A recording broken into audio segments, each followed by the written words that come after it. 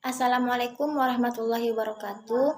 Perkenalkan, nama saya Lola Amelia Nanda dengan NIM 1914030048. Ingin mempresentasikan hasil makalah kami dari kelompok 5, yaitu tentang pembinaan disiplin peserta didik. Yang di sini saya akan membahas poin C, yaitu tentang faktor yang mempengaruhi disiplin peserta didik.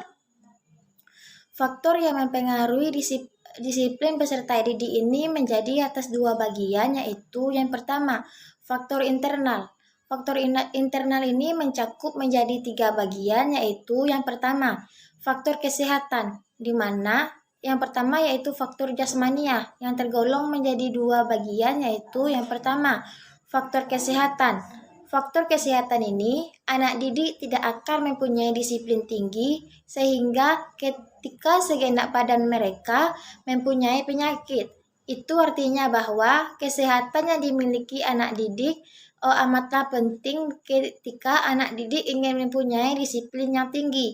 Yang kedua yaitu faktor cacat tubuh, yaitu yang dimana suatu yang menyebabkan kurang baik atau kurang sempurna mengenai tubuh atau badan.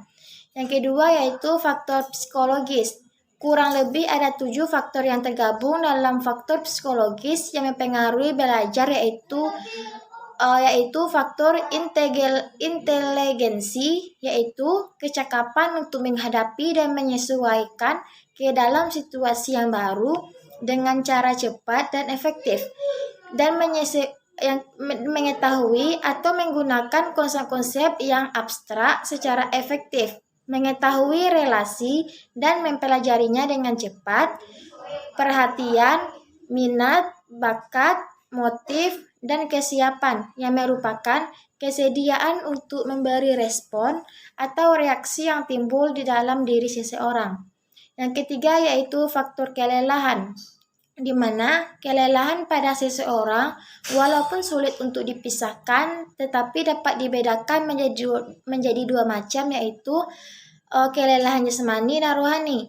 Kelelahan jasmani terlihat dengan lemah lunglainya tubuh dan timbul kecenderungan untuk membaringkan tubuh. Kelelahan jasmani terjadi kekacauan substansi sisa pembakaran di dalam tubuh sehingga darah tidak atau kurang lancar pada bagian tertentu.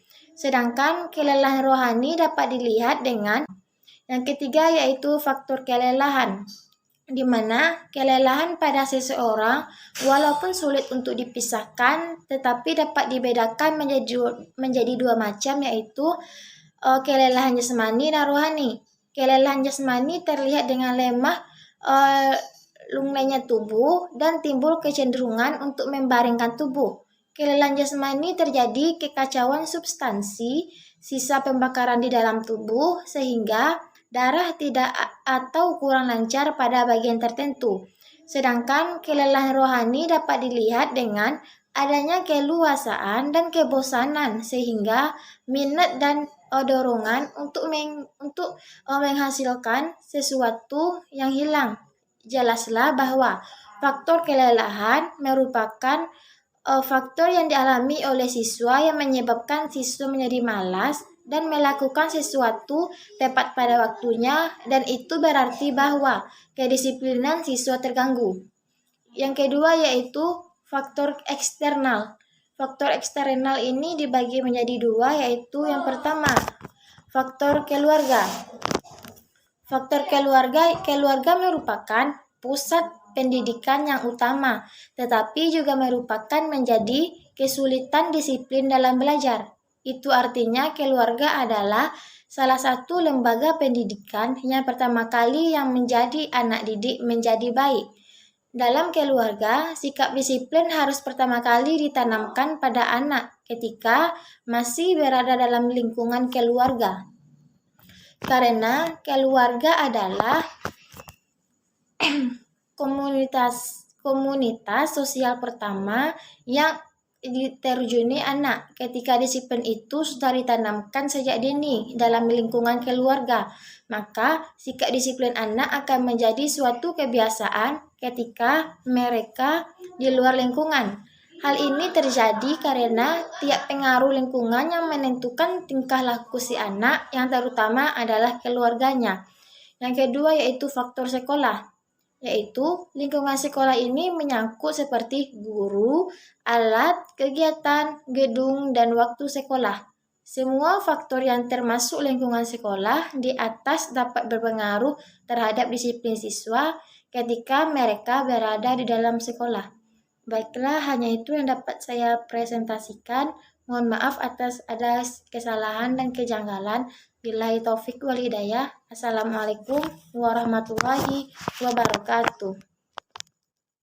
Assalamualaikum warahmatullahi wabarakatuh. Baiklah, saya akan mempresentasikan makalah dari kelompok kami, yaitu kelompok 5 yang berjudul Pembinaan Disiplin Peserta Didik. Di sini saya akan membahas poin yang D, yaitu teknik pembinaan disiplin peserta didik. Upaya pembinaan disiplin hendaknya merupakan bagian-bagian integrasi dari keseluruhan program sekolah. Para pembina yang ada di sekolah, guru, wali kelas, dan kepala sekolah tidak cukup hanya mencurahkan perhatiannya pada tugas-tugas rutin yang berkaitan dengan pengajarannya, tetapi mereka juga turut bertanggung jawab dalam pembinaan peserta didik. Dalam pembinaan disiplin peserta didik, kita mengenal beberapa teknik yang digunakan. Yang pertama yaitu teknik pengendalian dari luar. Teknik ini berupa bimbingan dan penyuluhan. Teknik ini juga sering diartikan sebagai pengawasan yang dilakukan secara ketat, biasanya disertai dengan hukuman bagi peserta didik yang melanggar tata tertib. Yang kedua, teknik pengendalian dari dalam. Teknik ini berkaitan dengan pendekatan positif terhadap disiplin, yaitu peserta didik menunjukkan perilaku yang tertib dan disiplin, patuh pada peraturan dan tata tertib yang ditetapkan di sekolah atas kesadaran sendiri. Yang ketiga, teknik pengendalian kooperatif. Dalam teknik ini, guru bersama peserta didik menegakkan disiplin. Kedua belah pihak harus menunjukkan adanya kesadaran akan tujuan bersama dalam proses belajar mengajar yang mereka laksanakan. Guru dalam pembinaan peserta didik harus mampu untuk melakukan beberapa hal. Yang pertama, membantu mengembangkan pola perilaku dalam diri peserta didik. Yang kedua, membantu meningkatkan standar perilakunya. Yang ketiga, menggunakan pelaksanaan tata tertib kelas sebagai media untuk menegakkan disiplin. Disiplin perlu dibina pada diri siswa agar dapat, yang pertama, merespon pengetahuan dan pengertian sosial secara mendalam. Yang kedua, mengartikan dan menjalankan apa yang menjadi kewajibannya. Yang ketiga, belajar mengendalikan keinginan dan berbuat sesuatu tanpa adanya peringatan dari orang lain. Yang keempat, mengerti dan dapat membedakan perilaku yang baik dan yang buruk. Selanjutnya itu tujuan disiplin kelas. Yang pertama, memberi dukungan bagi terciptanya perilaku yang tidak menyimpang. Yang kedua, mendorong siswa melakukan yang baik dan yang benar. Yang ketiga, membantu siswa memahami dan menyesuaikan diri dengan tuntutan lingkungan. Yang keempat, siswa belajar hidup dengan kebiasaan-kebiasaan yang baik dan bermanfaat baginya serta lingkungan. Sekian presentasi dari saya. Saya akhiri dengan Assalamualaikum warahmatullahi wabarakatuh.